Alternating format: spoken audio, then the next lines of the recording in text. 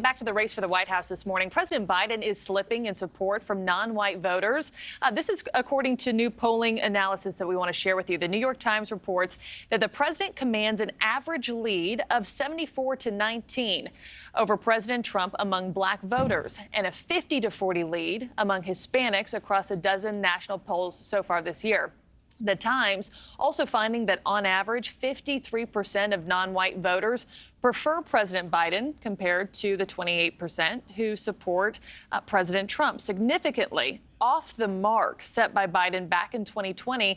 Remember then when he won more than 70% of non-white voters? Let's dive into this a bit further with The Hill's editor-in-chief, Bob Cusack. Bob, always good to see you. President Biden won the non-white vote by a landslide in 2020. This time around, it's looking a little bit different. Looks a lot closer. What's happening here?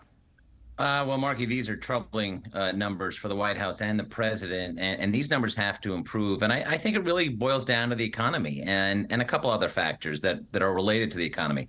Is that I think there's a COVID hangover going on in this country as well as an inflation hangover. Inflation has started to come down. There are some good economic data out there, especially on unemployment. But polls show that people are very sour on the economy, and that's going to hurt Biden across the board. And I think that's what's happening here. And of course, Democrats have owned, whether it's Hispanic or African Americans, they dominate those demographics, but we're seeing some slippage. Yeah, and I know you're saying this is very concerning to the White House. If this slippage does continue for the next year into November of 2024, what does that look like? Does that impact voter turnout? Is that results in the election? I mean, how does this play out for President Biden? A big question is how are we talking about Bidenomics a year from now, next summer, before the election? And that's where the White House, some Democrats want the White House to step up its messaging game. And I think that's a good idea because these numbers are not good. However, there are some things moving in the White House's direction. Anytime you have an incumbent, that's an advantage. But at the same time, Joe Biden is not going to be I don't think he's going to be able to run as the anti-Trump candidate as much as he did in 2020. He's been president. He's got a run on his record. And obviously, some people are not impressed with that record. Yeah. And piggybacking off your point there, I'm certain that behind the scenes, the president's campaign staff is now scrambling to figure out how to get that prominent lead back with this specific demographic.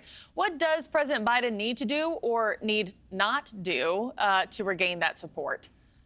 I think he's going to lean into issues that are going to get Democrats out. We've seen in polls that there's not a lot of enthusiasm for Joe Biden as a president. However, as an issue, abortion is a big issue for Democrats right now. It helped them in the midterm election, and they're going to be leaning into that for 2024. So I think they've got to get the enthusiasm gap. They've got to work on young voters. They've got to work on minority voters. They have a lot of work ahead of them, regardless of whether it's Donald Trump or anybody else. This is going to be a close race. Yeah, we'll see if these numbers continue. Bob Cusack, thanks so much for hopping on this morning. Appreciate it. Thank you for watching. Go to newsnationnow.com to find NewsNation on your television provider. And don't forget to click the red subscribe button below to get more of NewsNation's fact-driven, unbiased coverage.